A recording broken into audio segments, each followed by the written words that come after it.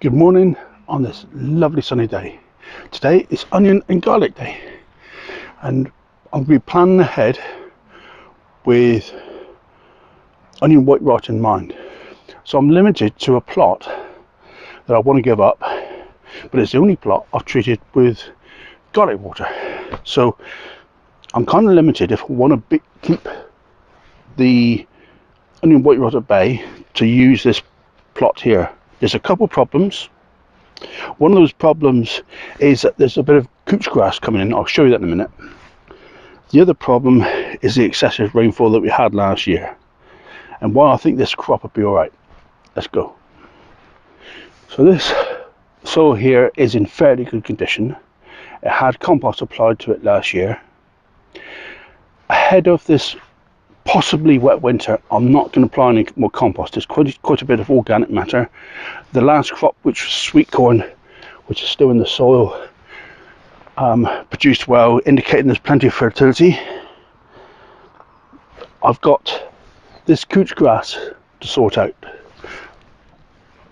Now then, normally I'll just cover this bed and beat the couch grass that way, but this is the only bed I've got for onions. So despite the concrete edges, I'm always a little bit stuck in this bed because I've got couch grass along here and it's always seeking to invade.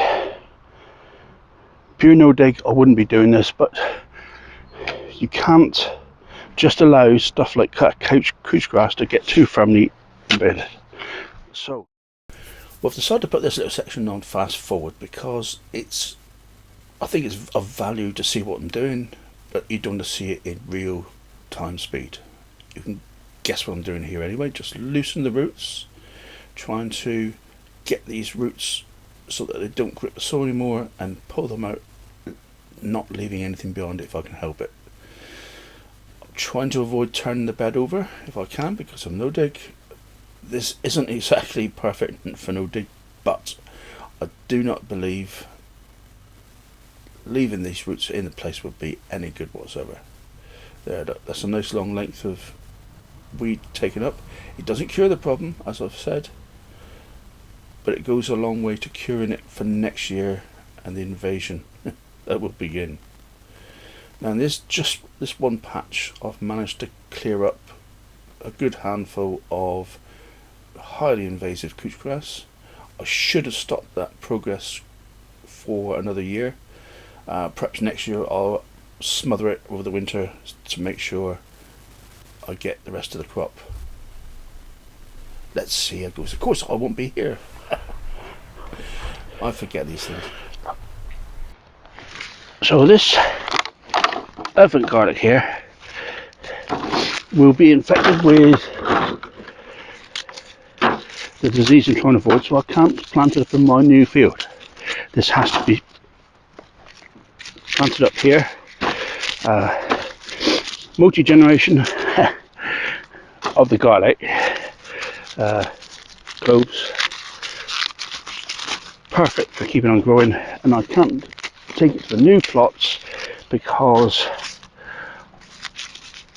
of the chance of transferring onion white rot. Rather sad really. The worst of this can come off,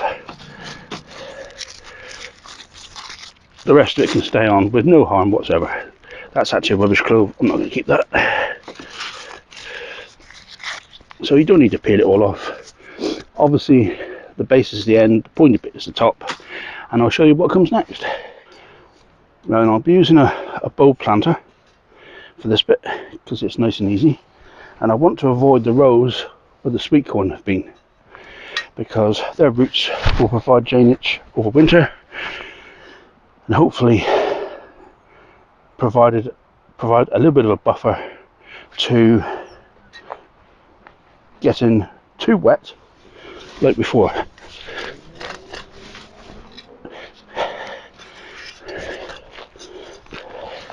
The nice thing is, so fast forward again just so you can see what I'm up to. Bulb planter is a perfect tool for planting elephant garlic. Nice and fast, nice sized holes for the cloves to be just dropped into. And it really is as simple as that. It's an absolute pleasure to plant out in weather like this. If only we had a bit more dry weather. Right, onions are even more simpler, especially when your ground is quite nice and loose, like mine is. It's just a matter of planting them in so below the ground, and away they go.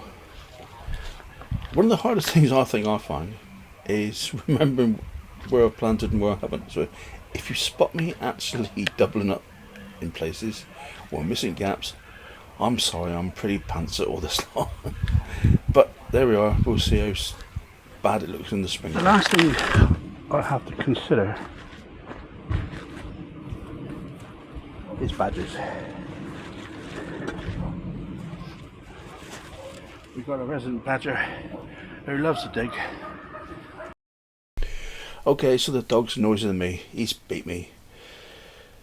Right, so all I'm trying to do here is loosely cover up the surface to stop the birds pecking at the newly emerging sheets. They're looking for tasty morsels at this time of the year, and the pigeons in particular will just pluck them out of the ground, and we don't want that. So this simple measure prevents that happening. Right guys, now then, obviously the field is going to be cultivated fairly soon, which won't have white rot, we hope. And I've got many onions to plant out. I fear that the beds are going to be ready a little bit later than what I would like, so I need a stopgap solution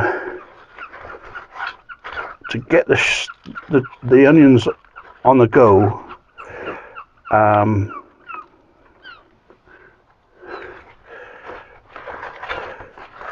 That may not be exactly perfect, but I think it's going to have to do. So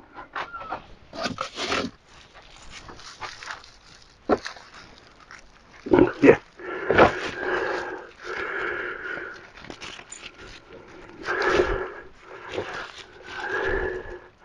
and it's as simple as putting them in these cells. It's not what I would do at this time of the year normally, but literally beggars can't be choosers. We haven't got to worry about the birds picking them out because it's under cover, and then hopefully these will start growing away, and then before they get pot bound, a bed or two will be ready up the field, and these can go straight out.